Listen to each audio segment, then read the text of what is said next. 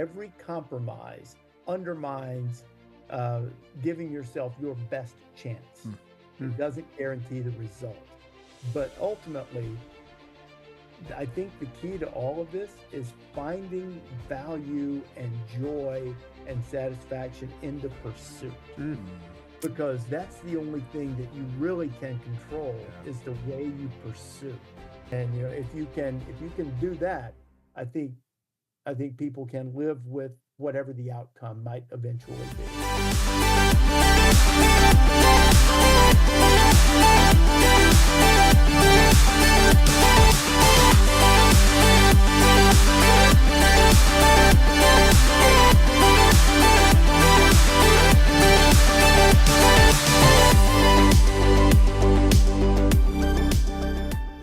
Welcome back to the 5-Star Life Show. I'm your host, Coach Seth, and I've got my co-host today, the LaPhonso Ellis, is in the house.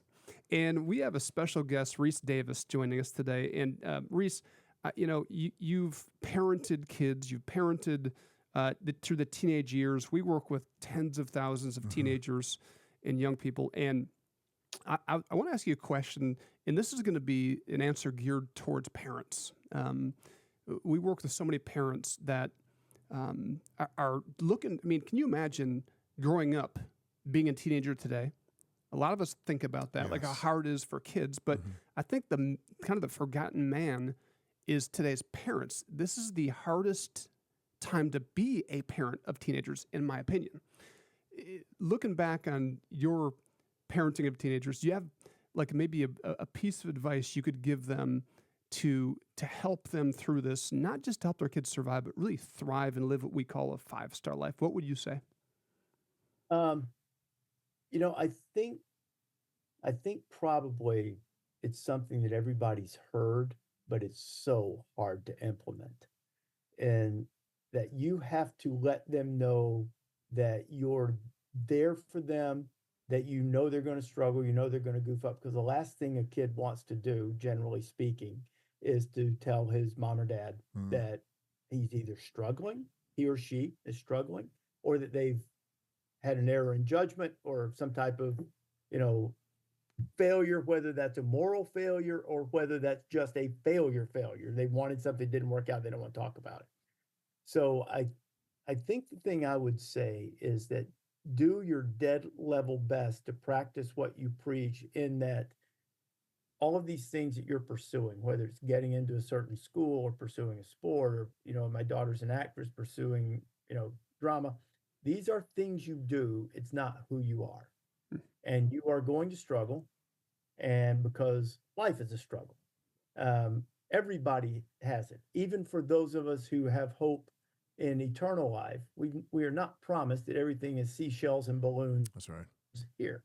And so you have to let them know that you love them so much that you're going to get in it with them and you'll struggle with them, and that you will be there for them no matter what, no matter what they've done or mistake they've made, shortcoming, even if it's something that to you is not a big deal, but is to them. Meaning, let's say, a kid doesn't make a team doesn't get a kid doesn't make a part, a kid doesn't get in a school he or she wants to get into, things that they think, because we've encouraged them and we've gotten this mindset that we want to help them achieve, and those things are good. Achievement is good. Trying to be your best is good. But I think what I would say to parents is make sure that you balance this by saying, give it everything you've got. Strive for what it is you're trying to accomplish. Don't let it be so consuming that it identifies you to your detriment. But at the same time, know that if you come up short, well, that's okay, because then you're just going to try to do something else. I mean, I'm struggling with the way to put this, because I don't believe in the whole, it's okay no matter what you do. I Right. That. Right. That's wrong. That's the wrong way, in my judgment, to raise kids. But I do think you can go so far the other way that if they don't get into Notre Dame, they're It's over. they're mortified, they're shamed, and you have to be like, hey, look, it's tough. I'll be in there with you because I heard someone describe it this way recently. Because I love you so much. When you feel like you're down in the pit, I'm getting in the pit too. And you have to let them know I'm pulling you out of that pit. We're going to do everything we can, and it's okay. It's okay for you to struggle. It's okay for you to come up short. We want you to do better next time. We want you to achieve your goals and dreams. We want you to set giant goals and dreams to try to accomplish things, but realize that your worth is not solely based on whether you succeed. I mean, there's always somebody up, That's right. I mean, no matter how accomplished you are, no matter how great you are in your field, there's always somebody that has more praise, more accolades, more this, more that. And, so whatever you strive to do your best with it. Know that I'll be there for you no matter what. And there is no conditional love or no conditional support on you achieving or not achieving something. I love you and value you and will be here for you because of who you are. That's awesome, Rece. Rece, with our kids being kind of in the same age range, my youngest, Walter, sandwiched between your two. Of course, this thing, the cell phone, has been opening up a world beyond our ability to be able to protect our kids. So I'm just curious how you and Lee handled the whole cell phone issue. Probably not as well as we should have. At first, we were hardos about it. We were really, really strict. And Christopher was on a school field trip, and they went to Six Flags in Massachusetts, and they were supposed to not be back until 10 or 11 o'clock, right? So Elizabeth had a play at church that night that she was in. So we were at the play, and Christopher's on the trip, and we're thinking, okay, we'll be fine till 10 or 11 o'clock. Well, he didn't have a phone, right? So as it turns out, the amusement park closed like 4 hours sooner than the school realized. So they're home like way early. And this call keeps popping up on my phone. And I don't know who it is, so I ignore it and put it on Do Not Disturb because I'm watching the play. And as it turns out, our, I guess, probably 10 or 11-year-old son, was kind of left to his own devices. Now, we had friends and people who watched out. But that was the moment when we said, okay, I guess need phones. And he's always stuck it to us because there was like a 2-for-1 sale, and my daughter ended up getting one too. But it was just back then, it was just a little flip phone. He's like, wait, what's this? I had to wait. But I wish, Fonz and Coach, I wish I had, in retrospect, I wish I'd put way more parameters on it. Now, I think they both handled it pretty well, but for the most part, but all of us, and I've really tried to change my ways about this. All of us, all the time. I wish I had put some more parameters on it. My buddy David Pollock, and now they've handled it beautifully. Maybe David saw the mistakes I made. I don't know. But David and Lindsay have had their kids. I mean, when they sit down for dinner, and then there are other times during the day, they have a box in the box, no phones. Love it. Not doing it. And then for a long time, they didn't. They weren't even really smartphones. Now, I think, from my perspective, I think each parent should do what they think's best on this. But from my perspective, they're going to deal with it at some point, and you're probably wiser to teach them to deal with it wisely. But man, these things are addictive, and there's a lot in them out there that's not good for them. Things that are really, really bad, and then things that are more normal, that can also create problems of envy, strife. Like this person, look what this person got. Look at this person's Instagram. All just normal kind of, young person comparison. Is my life as good as this other person's? I want, and then there's some really dark, dangerous stuff out there that you have to monitor and watch. But I would say you cannot be too diligent in monitoring the dark, dangerous stuff. And then I wish I had been better about saying, okay, we're at dinner, we're at this, we're at that. But not just put them in your pocket and try not to do it. Let's get rid of them for an hour or so, and make sure that we're that we're talking to each other about, even if we're just goofing around talking, but we are talking to each other instead of just relaying information that we're seeing from someone else on a phone. That's good. It is. That's good. I do that with my kids too. Your kids are a little older than mine, but I've got 22, 19, and 16. Yeah. And just last week, and we're on our way to a graduation party. I'm like, hey, fellas, we got an hour drive, just a tech-free drive. And I think if you build that That's culture, awesome. they start to whether they like it or not. I mean, it doesn't really matter. But it's all about connection. I think we live in a society that's missing out on the That's a connection. great point. We're letting life just pass us by because we don't know how to have those conversations with our kids. So I love what you said. So we got to take one more break, and we'll wrap up the show. Again, Fonz, Rece have been phenomenal. Go to 5starlife.org to learn more about the mission of really transforming kids' lives. We'll be right back after this. Summit is a lot of fun activities, but those are just tools to teach character. Those are tools to teach leadership. Those are tools to address student mindset and help them grow. A lot of students come to Summit and they get a brand new experience that they would never have access to. The Target Center, the adventure sports. We're talking the lake with boating and fishing and nature education, everything. I promise you, there is an area for you or your kids to get involved in. Visit our website, 5starlife.org. There's a tab at the top that says Summit. You can go to open programs, and that is gonna explain everything that you can get your kids signed up for today. Welcome back to the 5-Star Life Show. Coach Seth here, joined with the LaPhonso Ellis and Rece Davis special guest today. To wrap this show up, just have really maybe one or two more questions. But so Rece, our organization, we work with tens of thousands of kids, and we're really basing what we do with kids on helping them shift their mindset and create a healthy mindset. And a big part of that is having a value system. And so we have 5 core values that we're pouring into these kids, saying, listen, here's a rallying point. Build your life around the value of respect, right? Build it around responsibility, taking ownership of your choices. Build it around integrity, being the same person when people are looking, when they're not looking. Build it around sacrifice, like giving up something now for something better later, or giving up something I want to do to help somebody else live a 5-star life. And then the 5th one is courage, which we define it as having the strength to do what's right over what's popular or comfortable.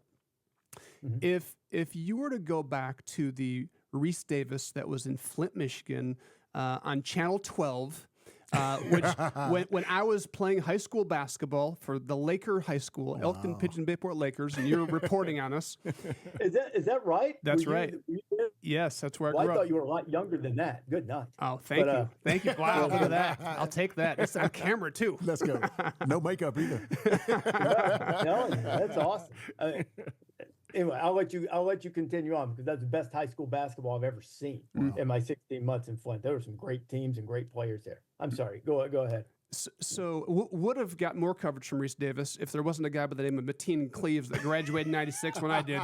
Otherwise, I'm sure Izzo was going to hunt me down. That's right.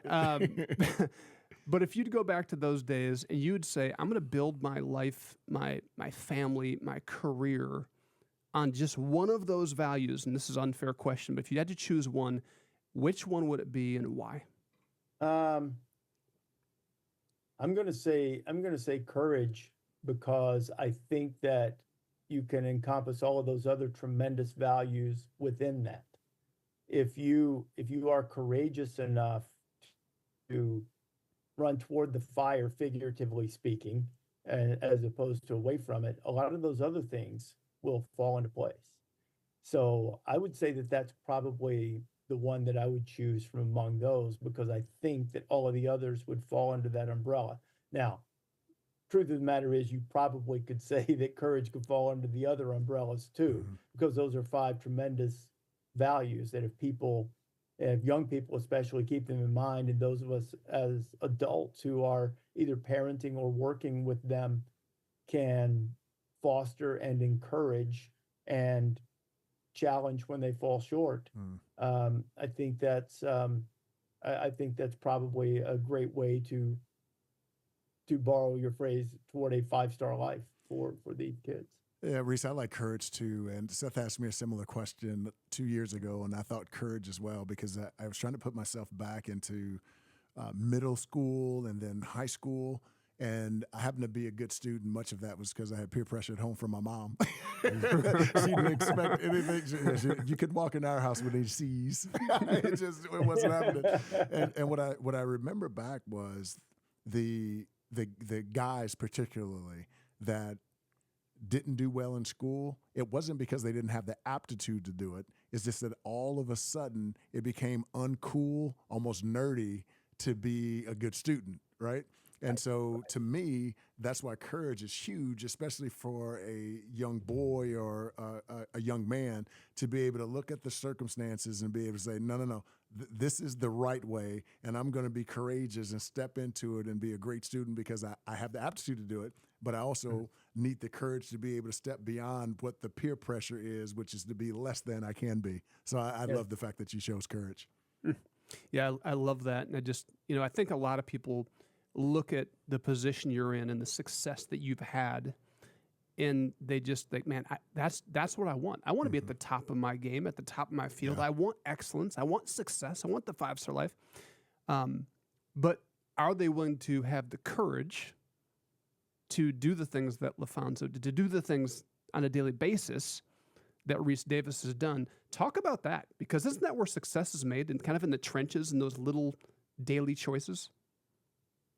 No question. I mean, whatever your pursuit is, those individual choices stack up. Preparation for whatever, for a test if you're a student, for the class you're taking, for the sport you're playing, for the extracurricular that you're pursuing. You get those if you are prepared for them. Now, sometimes you don't. It's no guarantee. I mean, you can work hard. There are a lot of people who've worked really hard and it didn't work out for them.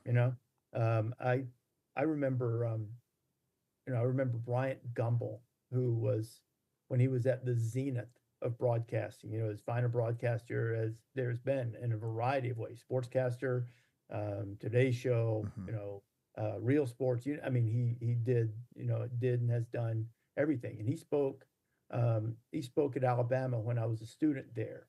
And Bryant, for all of his vast accomplishments, was not necessarily known for his humility. But on this particular occasion, I'll never forget what he said. He was standing up on the stage and he said, there are a lot of people, stuck in Peoria or wherever that could host the Today Show, which is what he was doing. They could host the Olympics. So they could do it and they would do very well. He said, it just hasn't gone their way. He said, so it doesn't mean you're a failure. It just means that to reach that takes a little bit of a break. Yeah, you have, but the only way you will guarantee yourself that you won't play in the NBA, that you won't, host college game day, that you won't run a company or whatever it is you aspire to do. You can guarantee yourself that you won't do it if you don't make those choices necessary to give yourself an opportunity.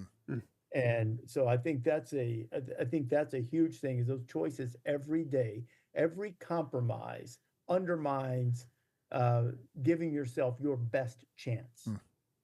I don't like to, I've talked about my kids a lot. My son's playing in the minor leagues, indie ball.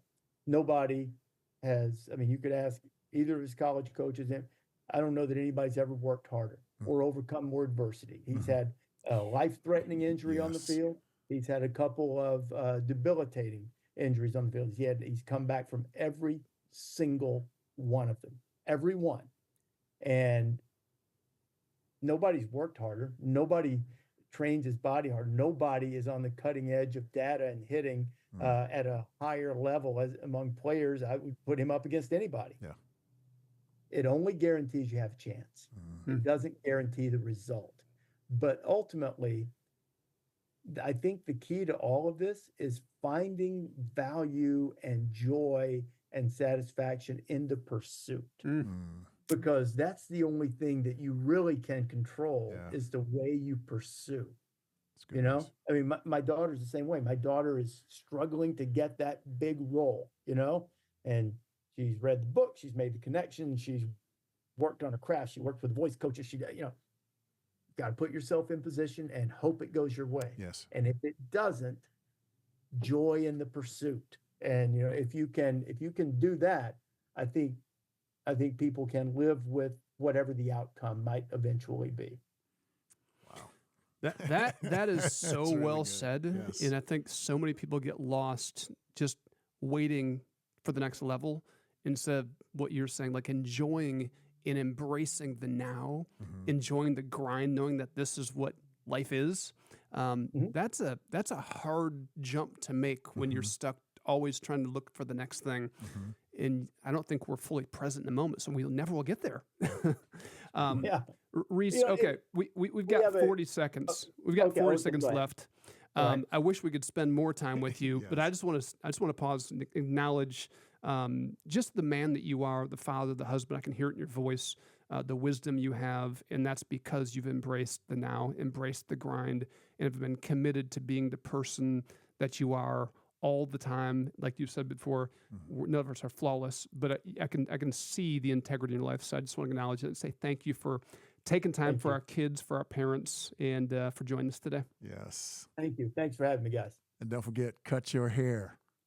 It's all long right now, fine. Bald is in. Bald is in. That's a great. I'm a not bald man on campus.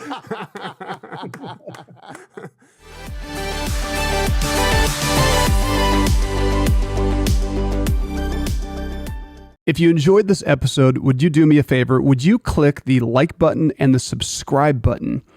And before I let you go, I know that you're listening and you're tuning in because you're interested in helping kids live a 5-star life. And maybe you have a teenager, or maybe you're the grandparent of a teenager, and you want to be as resourced and in the know as you can. That's why over the last few years, we've been developing an app really to be that support for every parent, every grandparent, anybody that wants to work with kids.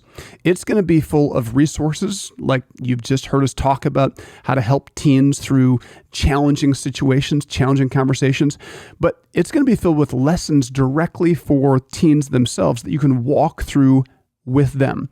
Kids are sponges. They want to grow, but often they need somebody to sit down and go through it with them to help them get it started. This is your season. This is your time. And the 5-Star Life app is a tool that we've created. We're launching it soon. Go to our website. On the banner, you'll see a little link there to join the app waitlist so you're the first to be notified.